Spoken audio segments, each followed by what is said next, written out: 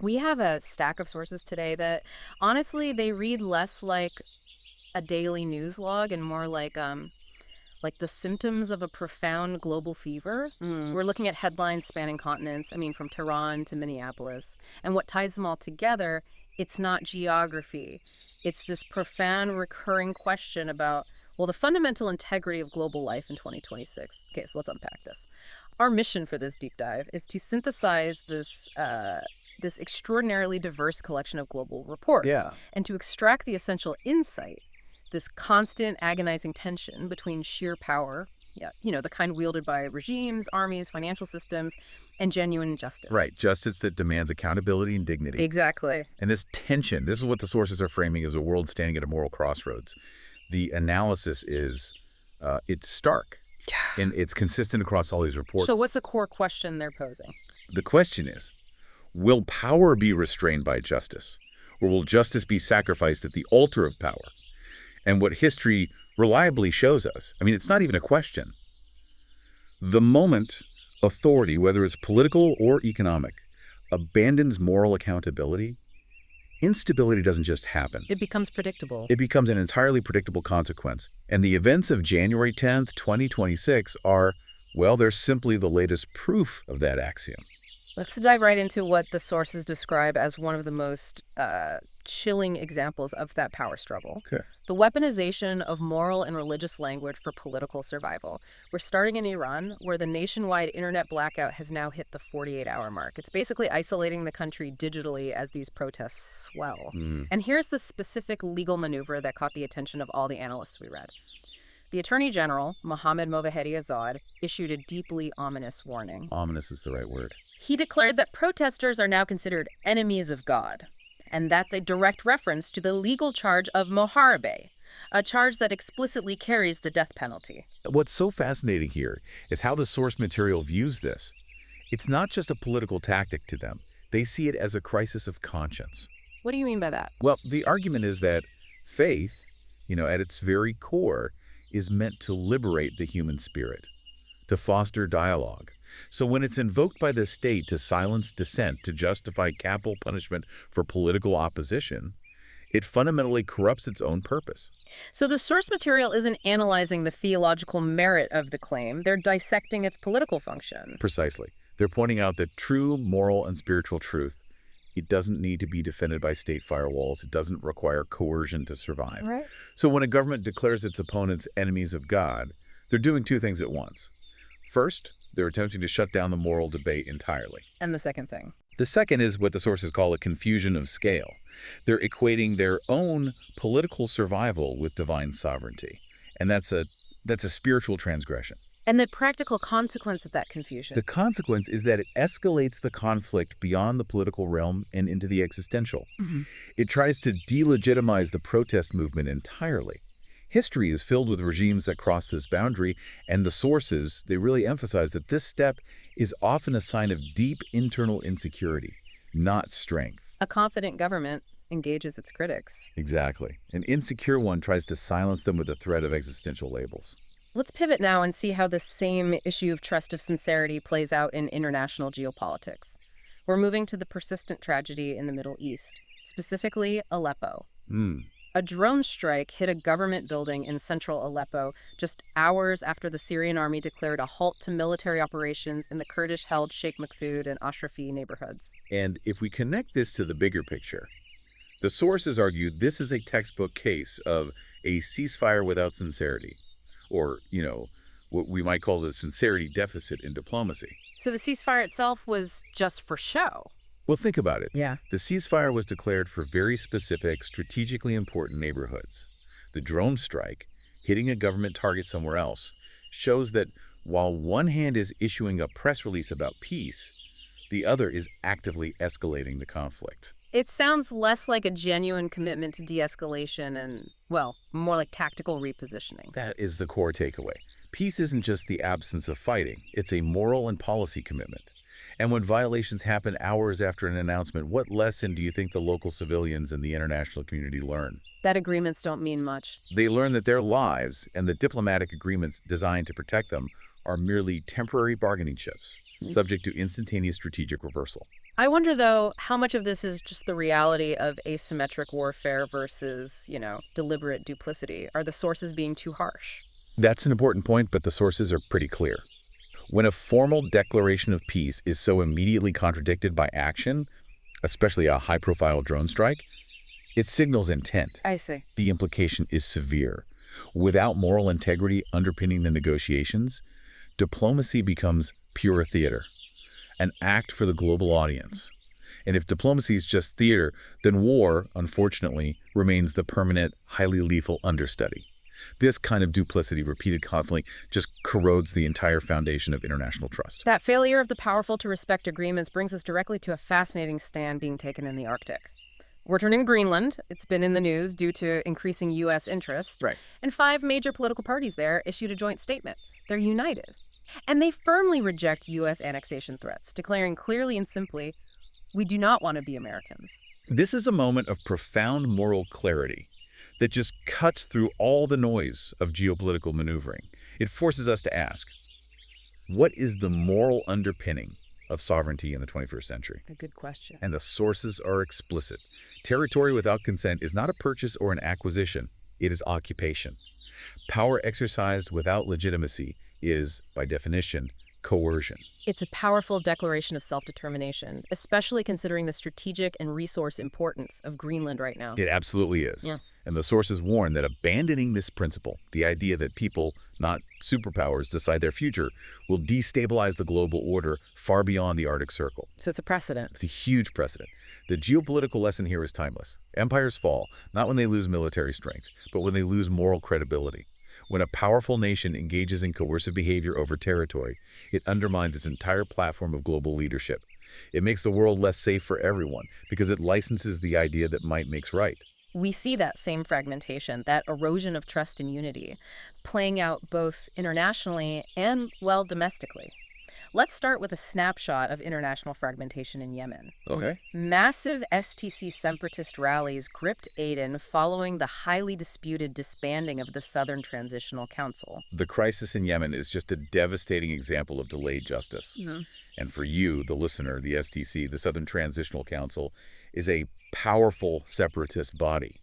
It represents the aspirations of Southern Yemenists who feel marginalized in the ongoing conflict. So attempts to disband it without reconciliation just backfired. Massively. Attempts to disband the council without achieving lasting political reconciliation or equity just fuel massive resentment. So the sources see this as a warning that you can't force unity. Exactly. Lasting unity is born from genuine equity, recognition, and earned trust. It can't be imposed by force alone.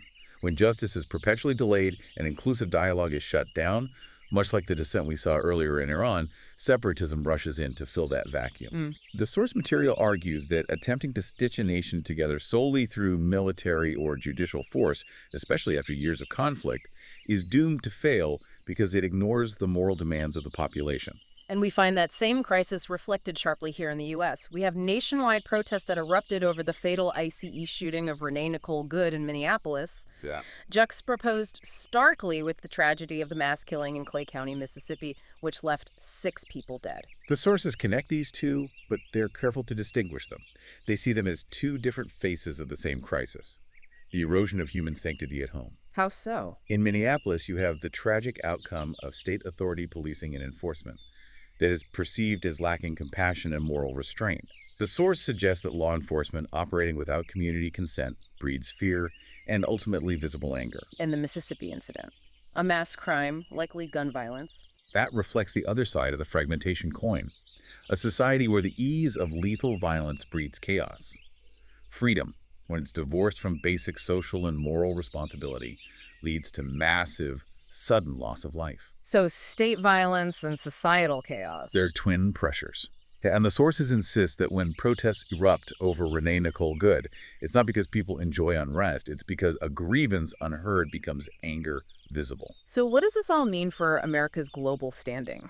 It means that nations championing human rights globally must first practice moral consistency at home. When the internal house is clearly fragmented and struggling with justice issues, international credibility becomes collateral damage. The world sees the headlines, and the message is clear. If you cannot protect human sanctity within your own borders, your moral demands abroad start to ring hollow. Let's transition to a different kind of fragmentation. Ethics at the edge, where technological and financial progress often sprints ahead of our moral frameworks. Mhm. Starting with economics, President Trump announced a one-year 10% cap on credit card interest rates.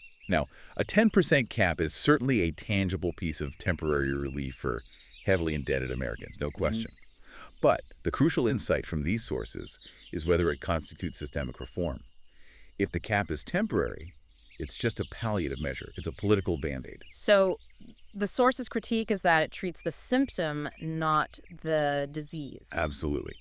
True economic justice, according to this analysis, doesn't rely on fragile temporary emergency caps. It requires ethical financial systems where the profit model is explicitly designed not to thrive on perpetual debt. Right. If the system is predicated on maximizing interest payments from vulnerable people, then a cap only forces a brief pause before the system re-optimizes its predatory practices. The deeper moral question is whether we are willing to scrutinize the systemic incentives that reward financial institutions for keeping people poor and indebted. Next, let's talk scientific humility. And I think this story provides a rare moment of grace in the source material. NASA set a timeline for the unprecedented early evacuation of 4 Crew 11 astronauts from the International Space Station. This is due to a serious non-injury medical issue affecting one crew member.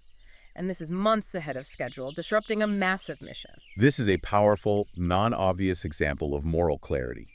Here we see an organization known for pushing the boundaries of technology and endurance. The ultimate boundary pushers. Right. And they're choosing to prioritize human life and well-being over mission objectives and multi-million-dollar timelines. So we should read this not as a technical failure, but as a moral success. Precisely.